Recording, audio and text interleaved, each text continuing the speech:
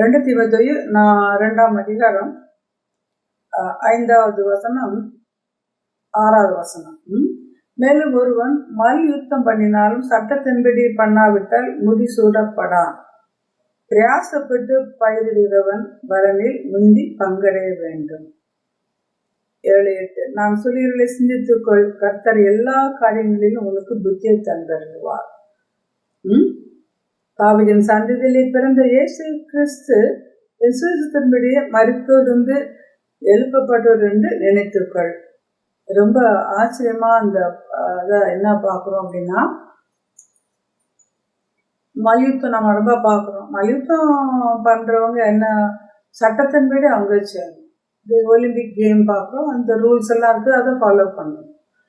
Exam எழுதுகிறோம், இவ்வளோ percentage இருந்தால் தான் பாஸு, ரொம்ப மார்க் வாங்கினா பெரிய ஹையர் கிளாஸுக்கு போகலாம். இப்படி ஒன்றுக்கு ஒரு கண்டிஷன். அதே போல் என்ன அப்படின்னு சொன்னால், நம்ம ஒவ்வொருத்தரும் சட்டத்தின்படி சுவாமி நமக்கு இந்த பைபிளில் கொடுத்துருக்கிறார். இந்த பைபிள் நமக்கு என்ன சொல்லுதோ அதன்படி நாம் நம்முடைய வாழ்க்கையை அர்ப்பணம் பண்ணி இதில் சொல்லப்பட்ட ரூல்ஸ் சட்டத்திட்டங்களுக்கு நாம் கீழ்ப்படிந்து அதை பின்பற்றுகின்ற பொழுது மாத்திரமே இந்த ஒரு நாள் நம்ம நம்முடைய ஓட்டத்தை முடிக்கின்ற பொழுது ஆண்டவரிடத்தில் நாம் செல்ல முடியும்.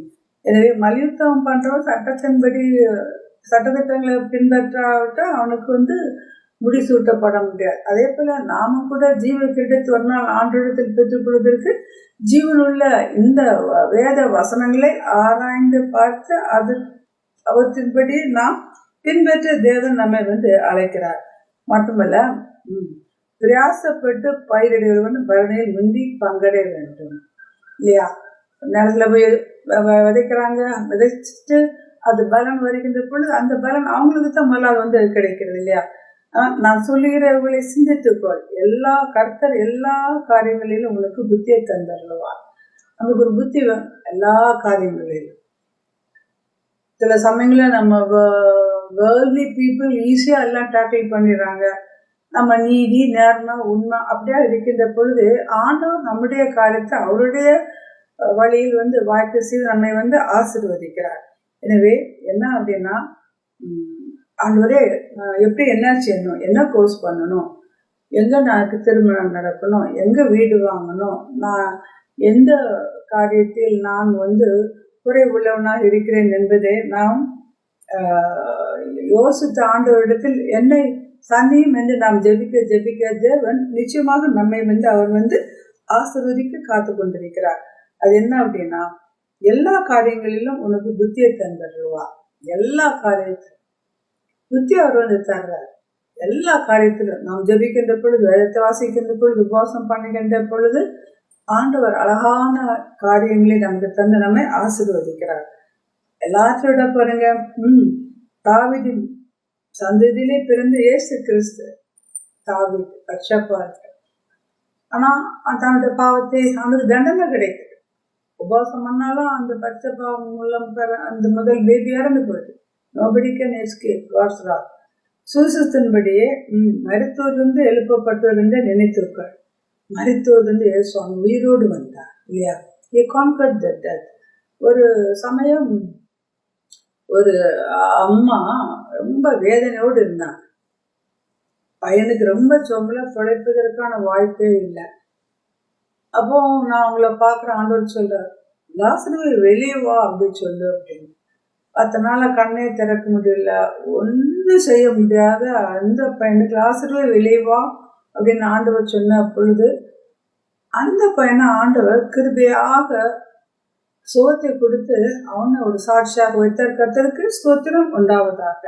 என்ன சொல்றான் அப்படின்னா, சாமியை பற்றி நம்ம தெரிஞ்சுக்கிறதான he conquered the death.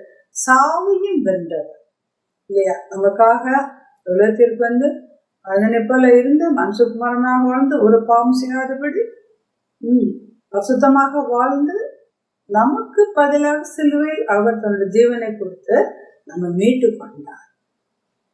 அப்புறம் மரித்து போனார், ஆனா உயிரோடு எழுந்தார். உயிரோடு எழுந்த இயேசு நம்ம கூட இருக்கிறார். மரித்து போன காலையில் அவர் உயிர்ப்பிப்பார். ஒரு கேர்ள் சொல்றான், மேடம் என்னுடைய மகளுக்கு டைவர்ஸ் அப்படி இருக்குது, இல்லை வாங்க ஜெபம் பண்ணுவோம்.